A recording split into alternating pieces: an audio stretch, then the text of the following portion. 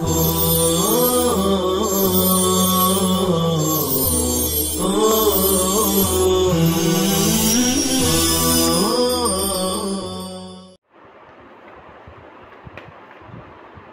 اللہ الرحمن الرحیم الحمد للہ رب العالمین والصلاة والسلام علی سید المرسلین وعلی آلہ واصحابہ الطیبین الطاہرین۔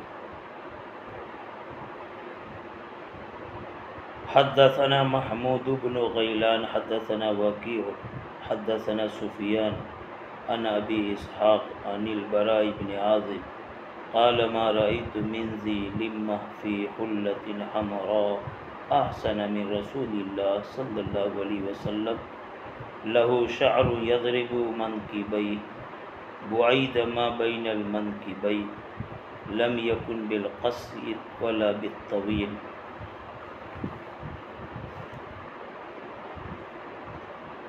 عزیز طلبہ، اس روایت میں بھی آپ صلی اللہ تعالی علیہ وسلم کے فطری کامل اور بے مثال حسن و جمال کو بیان کیا جا رہا۔ آپ صلی اللہ علیہ وسلم ویسے تو فطری طور پر بڑے حسین جمیل تھے ہی، ساتھ ساتھ جو آپ صلی اللہ علیہ وسلم کی زلف دراز تھی اور جسم مبارک پر سرخ دھاری والا جوڑا تھا، اس سے حسن بالائے حسن کا نقشہ کھنچ جاتا تھا، گویا آپ نور العنا نور کے مصداق ہو جاتے تھے۔ روایت میں حضرت براء بن عازب فرماتے ہیں کہ میں نے نہیں دیکھا ما رأیت من ذی لمہ، کسی گیسوئے دراز والے کو جو حلۃ حمراء سرخ جوڑے میں ہو، کسی کو بھی میں نے اس طرح آپ صلی اللہ علیہ وسلم سے زیادہ حسین نہیں دیکھا۔ ما رأیت میں نے نہیں دیکھا، یہاں رؤیت سے رؤیت بصریہ بھی مراد لے سکتے ہیں اور رؤیت قلبیہ بھی مراد لے سکتے ہیں۔ اگر رؤیت بصریہ مراد لے تو من ذی لمہ میں جو من ہے یہ من زائدہ ہے، اور ترکیب میں جو ذی لمہ ہے وہ رأیتو کا مفعول بہ ہے، اور آگے جو احسن من رسول اللہ ہے یہ اس کی صفت ہے، یعنی ایسے گیسوئے دراز والا سرخ جوڑے میں جو آپ صلی اللہ علیہ وسلم سے زیادہ حسین ہو میری آنکھوں نے نہیں دیکھا۔ اور اگر رؤیت سے رؤیت قلبیہ مراد لیں تو ظاہر ہے یہ دو مفعول کی طرح متعدی ہوگا۔ ذی لمہ یہ مفعول اول ہوگا اور احسن من رسول اللہ یہ مفعول ثانی ہوگا،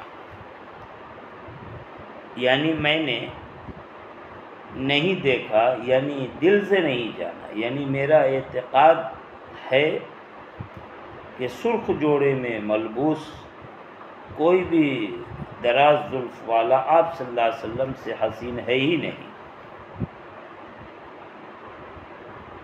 بہرحال اس حدیث پر ایک اعتراض یہ ہو سکتا تھا کہ ماقبل میں آپ صلی اللہ علیہ وسلم کے گیسو مبارک کو عظیم الجمہ سے تعبیر کیا تھا اور یہاں ذی لمہ کہا جا رہا ہے۔ قاضی عیاض کے حوالے سے ماقبل میں تعارض کو رفع کیا گیا تھا اور تطبیق دے دی گئی تھی، بتایا گیا تھا کہ یہ اختلاف احوال اختلاف اوقات پر محمول ہیں، یعنی مختلف وقتوں میں آپ صلی اللہ علیہ وسلم کے بال مبارک مختلف طرح کے ہوتے تھے۔ یہاں روایت میں لہو شعر یضرب منکبیہ کہ آپ صلی اللہ علیہ وسلم کے بال جو دونوں موڈھے تک پہنچ رہے تھے، یضربو یہ یسلو کے معنی میں، دونوں موڈھوں تک، دونوں کندھوں تک آپ کے بال مبارک پہنچ رہے تھے۔ ماقبل میں تفصیل سے کلام ہو چکا ہے کہ کن طرح کے بال تھے، کانوں کی لو تک پہنچتے ہوئے، یا گردن تک پہنچتے ہوئے، یا شانوں تک پہنچتے ہوئے۔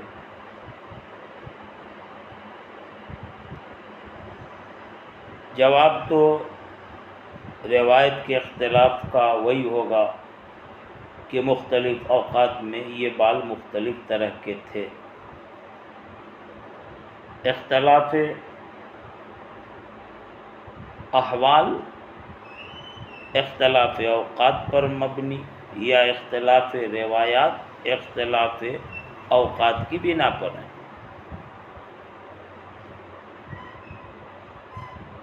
اس کی تعبیر آپ یوں بھی کر سکتے ہیں کہ اختلاف روایت اختلاف رویت پر محمول ہے، چونکہ آپ صلی اللہ علیہ وسلم کے بال مبارک مختلف وقتوں میں مختلف طرح کے تھے، لہذا صحابہ میں جنہوں نے جس حال میں بال کو جس طرح سے دیکھا، اسی اعتبار سے انہوں نے روایت فرما دی۔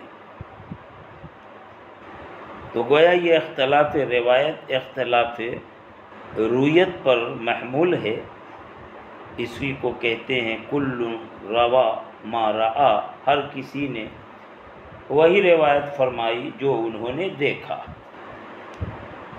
بہرحال یہ روایت تھی، اس میں آگے کہا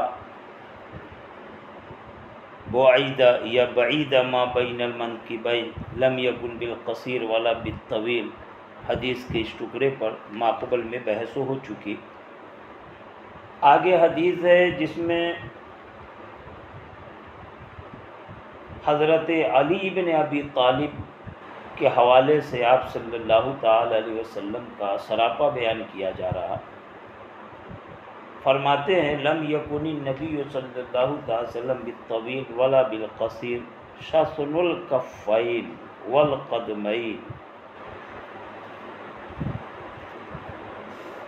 طویل اور قصیر پر تو ماقبل میں بحث ہو چکی ہے۔ شسن الکفین، شسن یہ باب کرومہ سے آتا ہے، شسن اور شسین دونوں پڑھ سکتے ہیں، صفت کا صیغہ۔ باب کرومہ سے ہے جس کے اصل معنی موٹے ہونے، پرگوشت ہونے کے، یعنی آپ صلی اللہ تعالی وسلم کی دونوں ہتھیلیاں بھری بھری تھی، پرگوشت تھی۔ ظاہر ہے کہ گوشت ہتھیلی پر زیادہ چڑھے ہوئے ہوں تو ہتھیلی بہت نرم، بہت ملائم ہو جاتی ہے، اور یہ مردوں کا حسن ہوتا ہے۔ تو شسن الکفین کا مطلب ہوگا آپ پرگوشت ہتھیلی والے، آپ کے دونوں ہتھیلیاں گوشت سے بھری ہوئی، والقدمین اور اسی طرح پرگوشت قدم والے، آپ کے قدم مبارک پر بھی گوشت بھرا ہوا تھا۔ یہ بھی آپ صلی اللہ علیہ وسلم کا بڑا حسن ہے، بے مثال جمال ہے۔ حضرت انس رضی اللہ تعالی عنہ کی ایک روایت میں ہے کہ ما مسست خزا ولا حریرا علیا من کف رسول اللہ صلی اللہ علیہ وسلم، میں نے آپ صلی اللہ علیہ وسلم کے ہتھیلی مبارک سے زیادہ نرم، نازک، ملائم کبھی کسی ریشم کو نہیں چھوا۔ گویا آپ صلی اللہ علیہ وسلم کی ہتھیلی ریشم سے بھی زیادہ ملائم اور نرم تھی۔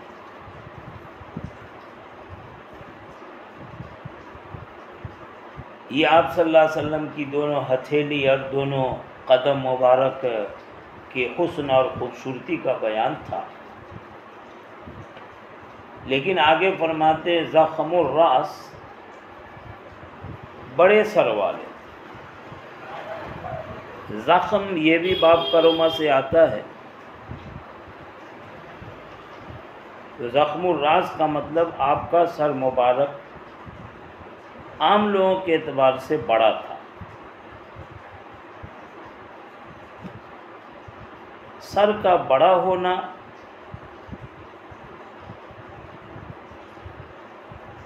یہ اللہ کی حکمت تکوینیہ میں سے مشہور ہے. بولتے ہیں کہ سر بڑا سردار کا،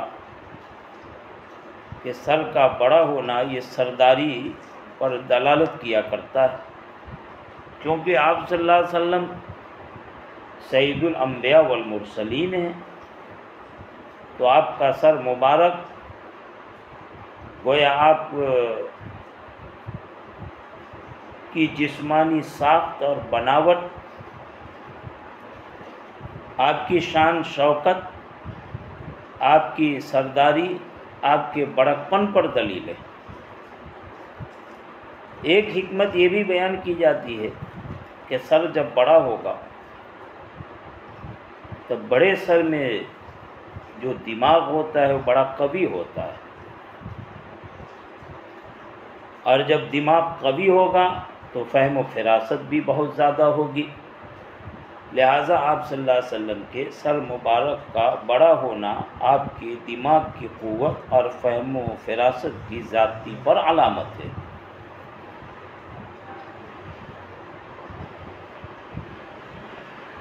زخم القرادیس،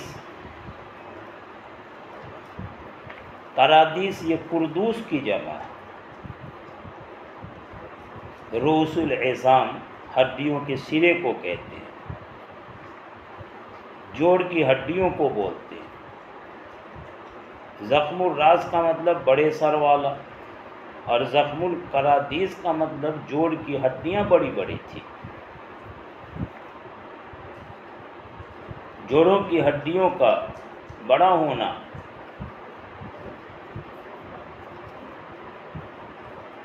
یہ جسم کی مضبوطی کو بتاتا ہے.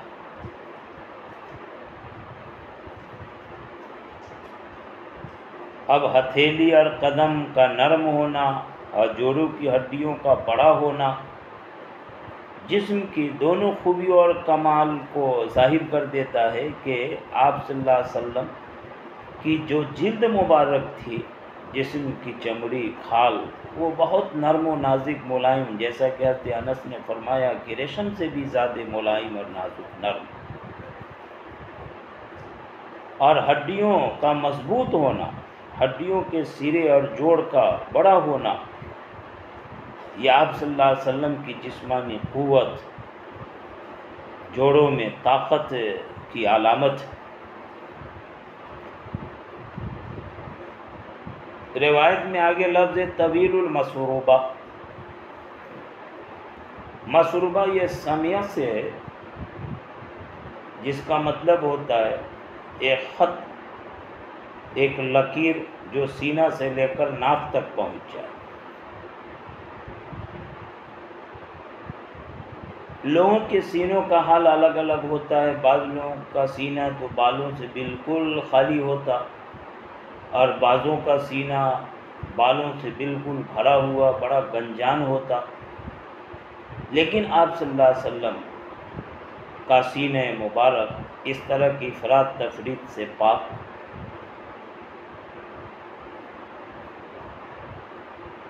نہ بالکل بال سے خالی اور نہ بہت زیادہ بال.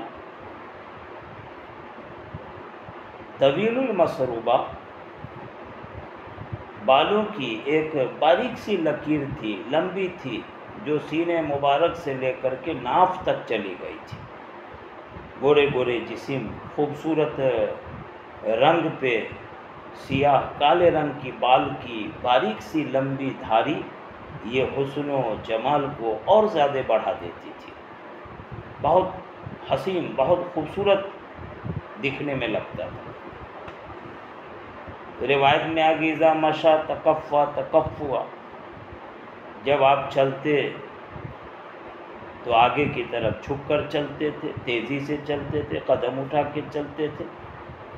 یہ آپ کی رفتار میں یہ خوبی جو ہوتی تھی، تین طرح کے صفات تھے جنہیں تکفو سے تعبیر کیا، ماقبل میں کلام ہو چکا ہے. اور ایسے آپ جماؤ کے ساتھ آگے کی طرف جھک کر چلتے، کانما ینحط من سبب، گویا کہ آپ ڈھلوان سے اتر رہے. سبب ڈھلوان کو کہتے، نیچے کی طرف ڈھلان کی جگہ. جیسے اوپر سے کوئی آدمی نیچے کی طرف اترتا ہے تو بہت جماؤ کے ساتھ، بہت ٹھہر کے، بڑی قوت کے ساتھ. آپ صلی اللہ علیہ وسلم کے چلنے کی قوت، طاقت یا غائب درجے کے احتیاط کو بیان کرتے ہوئے تکفّف کی وضاحت کی. کانما ینحط من سبب، ایسے جماؤ کے ساتھ اور اس طرح آگے کی طرف جھک کے آپ چلتے، لگتا گویا کہ آپ ڈھلوان سے اتر رہے ہیں، اوپر سے نیچے آ رہے ہیں.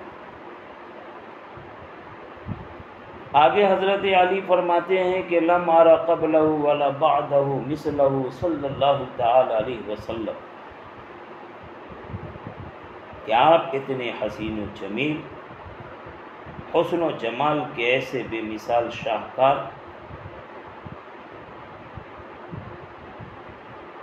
کہ میں نے آپ سے پہلے اور آپ کے بعد کبھی کسی کو آپ کے جیسا نہیں دیکھا.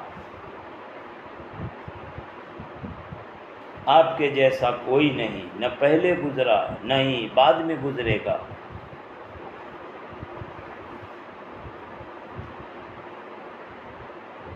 پہلے آپ صلی اللہ علیہ وسلم کے جسمانی حسن و جمال کو جزوی طور پر خاص طریقے سے بیان فرمایا.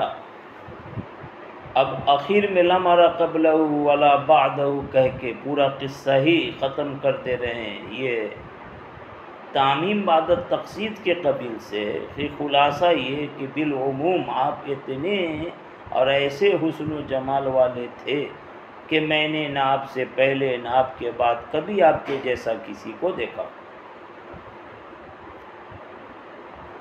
یہاں ایک سوال ہو سکتا ہے کہ حضرت علی رضی اللہ تعالی عنہ تو آپ صلی اللہ علیہ وسلم سے بہت چھوٹے تھے،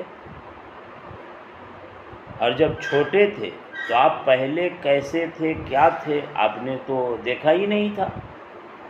ہاں بعد میں، وہ تو بعد میں دیکھا، لیکن پہلے یہ تو بعد میں آئے. آپ صلی اللہ علیہ وسلم کا دنیا میں آنا تو پہلے ہوا، تو پھر قبلہ انہوں نے کیسے کہہ دیا؟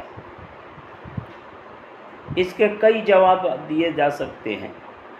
ایک جواب یہ ہے کہ یہاں جو رؤیت ہے اس سے مراد رؤیت بصریہ نہیں ہے بلکہ رؤیت قلبیہ. کہتے ہیں میں نے نہیں دیکھا آپ سے پہلے، یعنی میرا عقیدہ یہ ہے، میرا دل گواہی دے رہا کہ نہ پہلے نہ بعد میں اب جیسا کوئی نہ ہوا نہ ہوگا. ایک قول یہ ہے کہ قبل اور بعد دونوں کا مضاف الیہ محذوف ہے،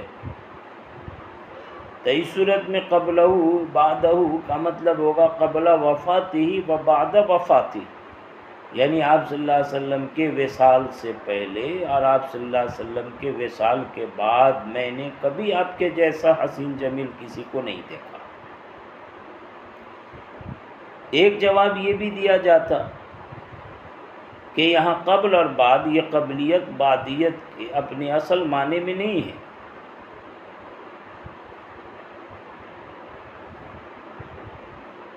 آپ جانتے ہیں کہ کبھی ابتدا انتہا، دو شروع اور آخر کی چیز کو بیان کر کے احاطہ اور استغراق مراد ہوا کرتا ہے. یہاں پر بھی قبل اور بعد مطلب یہ ہے کہ ماضی کے زمانے کے اعتبار سے، مستقبل کے زمانہ کے اعتبار سے، کسی زمانے میں، کسی وقت میں نے آپ صلی اللہ تعالی وسلم کے جیسا حسین و جمیل کسی کو بھی نہیں دیکھا. یعنی میرا دل گواہی دیتا ہے، میرا عقیدہ ہے کہ نہ ماضی میں کوئی آپ جیسا ہوا اور نہ ہی مستقبل میں کوئی آپ جیسا ہوگا اور نہ ہی حال میں کوئی آپ جیسا ہے. بہرحال یہ حضرت علی رضی اللہ تعالی عنہ آپ صلی اللہ تعالی علیہ وسلم کے کامل حسن و جمال کی بڑی خوبصورت منظر کشی کر رہے ہیں، بہت پیارا تذکرہ فرما رہے ہیں، جس کو سن کر جمال کے اعتبار سے محبت میں اضافہ ہوتا ہے۔ آپ صلی اللہ علیہ وسلم واقعتاً صاحب کمال بھی تھے، صاحب جمال بھی تھے۔ اللہ پاک ہمیں اپنے محبوب صلی اللہ تعالی وسلم کی سچی محبت عنایت فرمائے۔ وآخر دعوانا ان الحمد للہ رب العالمین۔